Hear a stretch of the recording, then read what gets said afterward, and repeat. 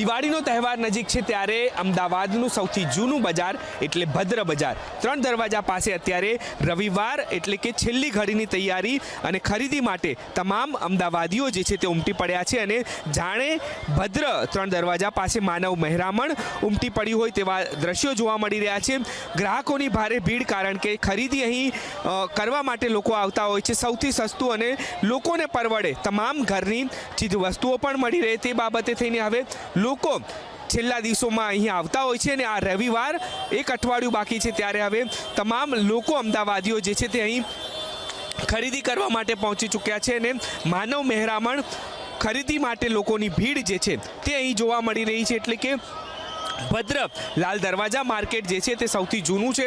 ભલે shopping mall બન્યા હોય પરંતુ અમદાવાદીઓની પહેલી પસંદ ભદ્ર લાલ દરવાજા માર્કેટ છે અને અહીં રવિવારે લોકોની ભીડ ખરીદી માટે જોવા મળી રહી છે। કેમેરામેન દશરથ ઠાકોર સાથે દીપક સોલંકી, વીટીવી ન્યૂઝ, અમદાવાદ।